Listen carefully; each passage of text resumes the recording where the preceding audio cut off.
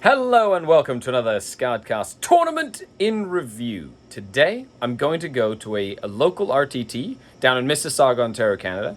I'm bringing 2,000 points of multiple small units Drukhari, a classic Drukhari list. My aim is to take the win, so let's see how I do today.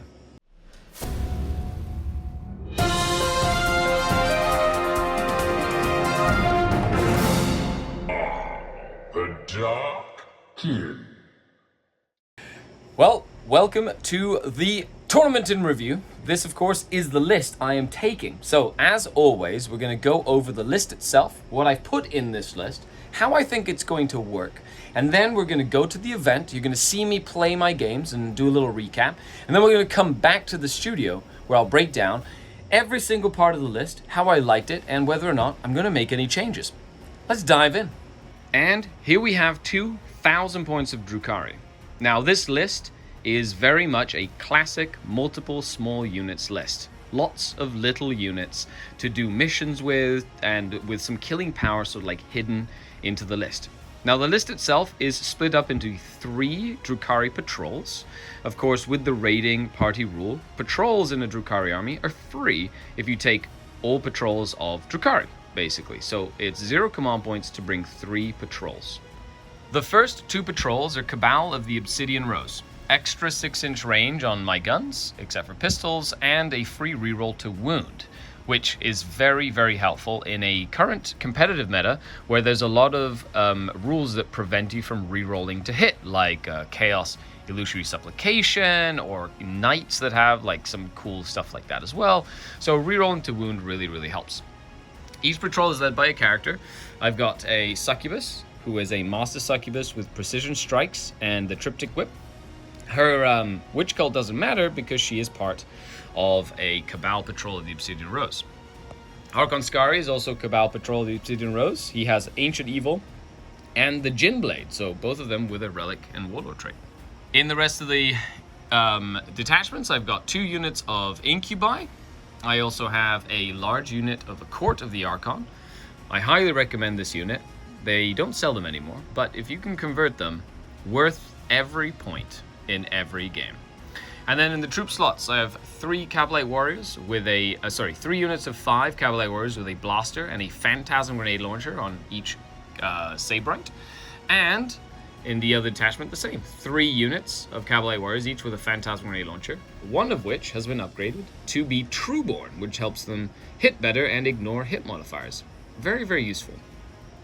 To round out those 2 detachments, 3 Raiders with a Dark Lance in each and Phantasm Grenade Launchers as well. There you have it, 2 Cabal patrols.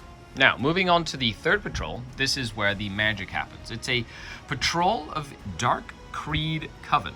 So, at first glance, Dark Creed Coven gives a 6-inch aura of -1 leadership and -1 to combat attrition tests, and they also get +1 to hit in close combat if the opposing unit has the same or lower leadership modified than they do. So leadership 8 grotesques and racks means that they'll be hitting most things with a +1 to hit, which is very useful early in the match. Leading the detachment though is Warlord Drazar with Hatred Eternal. Reroll hits and wounds, double fight. He is an absolute monster and I love him. 5 more Incubi, of course, round out the elites. 3 units of 5 racks, great troop choices. 1 unit does have an Ulsa factor for some cheeky fire and fading if I so require. And to round out this detachment, 3 Venoms. Now, Venoms are fast. In this case, they're Dark Creed, so they have the -1 leadership bubble. And they also have Grizzly Trophies, which gives them an additional -2 leadership bubble for a total of -3 leadership if you're close to these Venoms, within 3 inches.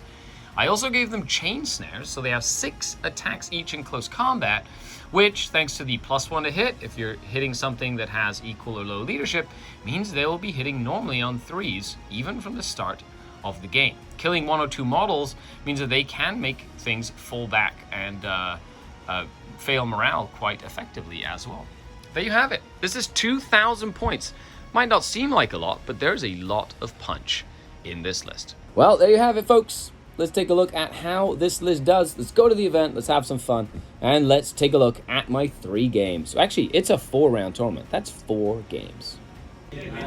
On to round number 1. I'm playing against Black Legion. Terminators, Chaos Lord, a Sorcerer, Master Possession with some Possessed.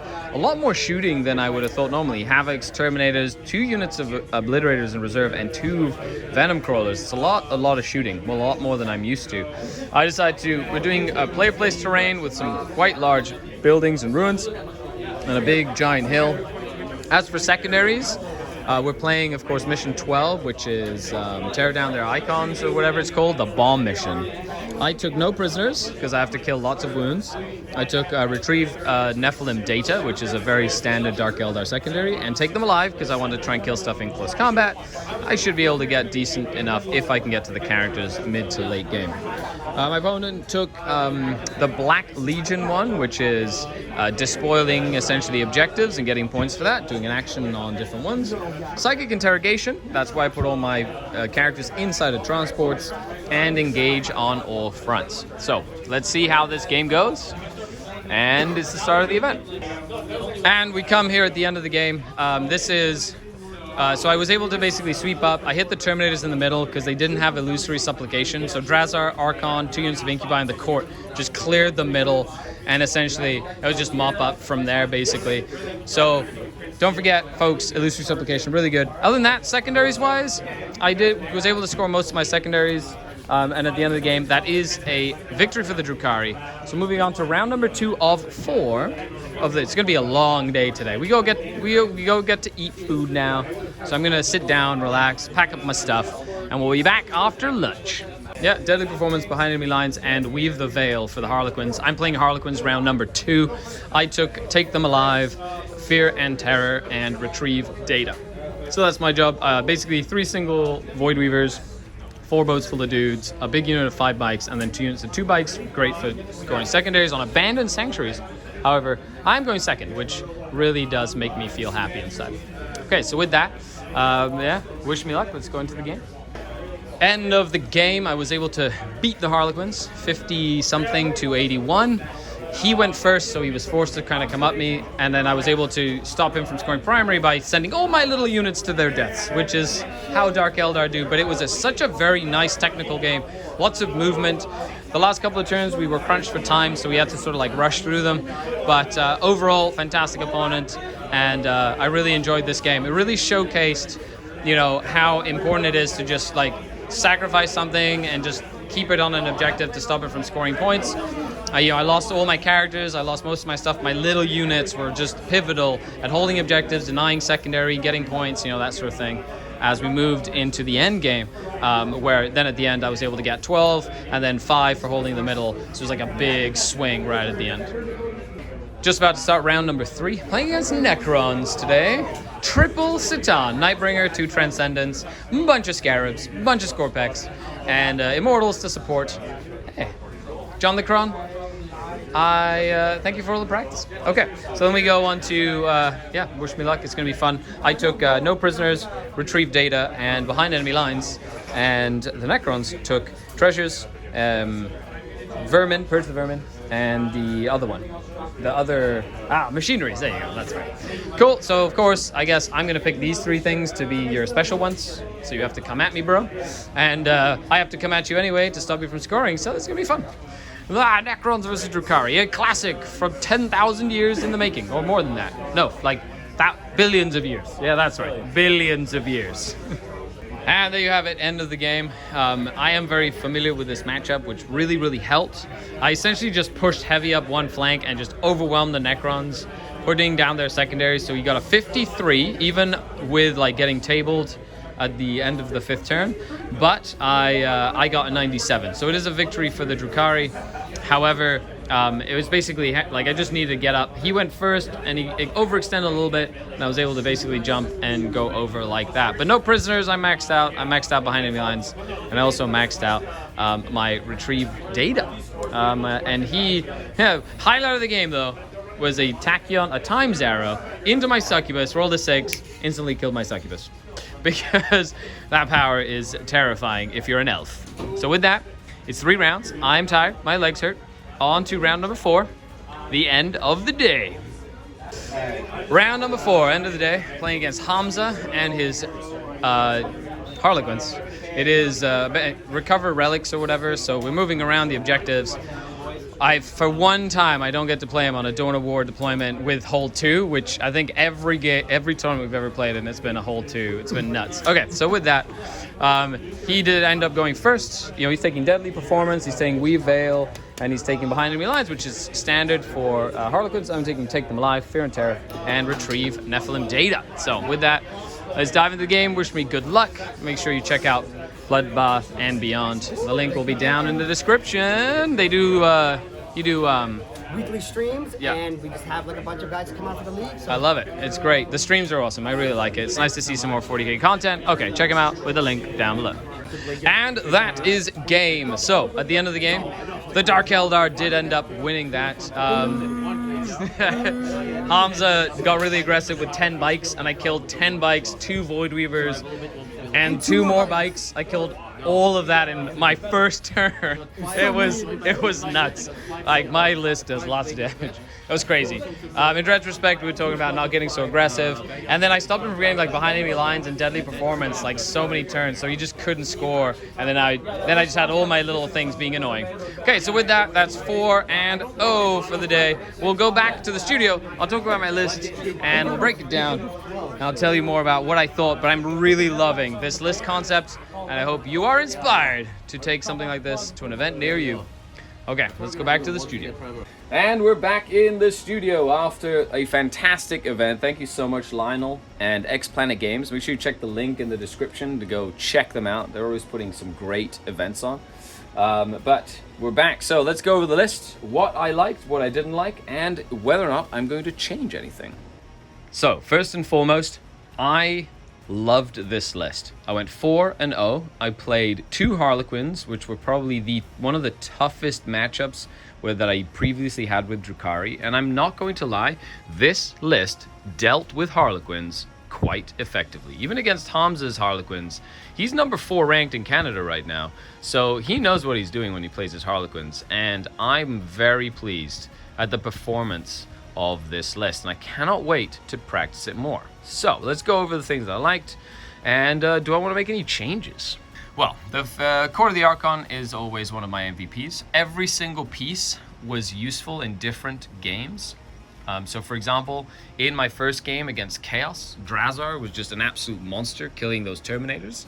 Then we had in game number 2 against the Harlequins, I did want to say that who was it that did the best? My Grotesque did really, really well, but honestly, the amount of shooting I had, and of course, my Incubi, because 2 damage attacks, Grotesque, Incubi, into the Scarabs was incredible, was able to kill almost 20 Scarabs, or all 20 Scarabs in a matter of like a few turns, which really helped me put the pressure on my opponent and stopped him from really taking advantage of their speed, their mobility, and their obsec, just being able to kill them dead. In my that was into the Necrons. In my second game was into Harlequins, and into the Harlequins, really the Venoms with the -3 leadership, Phantasm Grenade Launchers, and of course the reroll to wound was massive, because if I hit, I basically am guaranteed a wound into those transports, and on a, they fail it on a 4+, 50-50, and then I get to do some damage. So the blasters, the shooting, the transports, very good into Harlequins. Both in game 2 and in game 4, the amount of shooting my list put out was absolutely incredible. So one of the really cool tips is, -3 leadership with Phantasm Grenade Launchers means that even leadership 10 stuff becomes leadership 7. Right? Or leadership 9 stuff becomes leadership 6. And I have 9 D3 potential mortal wounds rolling off of what? If you're leadership 10, it's on a 7, or, so they're rolling 8s or more, or average if they're leadership 9 or less. A lot of the times things are leadership 8, which brings them down to a 5, which then means I'm doing a lot of mortal wounds in addition to all the blasters, the dark lances, and then that softens them up, and you can send in 1, 2, 3, 4, 5, 6, 7, 8 close combat units that go in and do the deed. Other than that, I found that I had enough units to last me the entire game. Even while losing things, I felt like I always had more stuff left inside of transports, hiding behind walls, and I just had stuff everywhere in every game. All in all, this list is such a winner. So, what's the MVP of the list? The list design. MSU, lots of little things, transports, speed, close combat ability, great shooting, all in combination. This is a true MSU Dark Eldar list, and this is essentially what I think is the meta right now for Dark Eldar. This is like the epitome of the meta right now, 9th edition for Dark Eldar, and I feel this list can beat anything.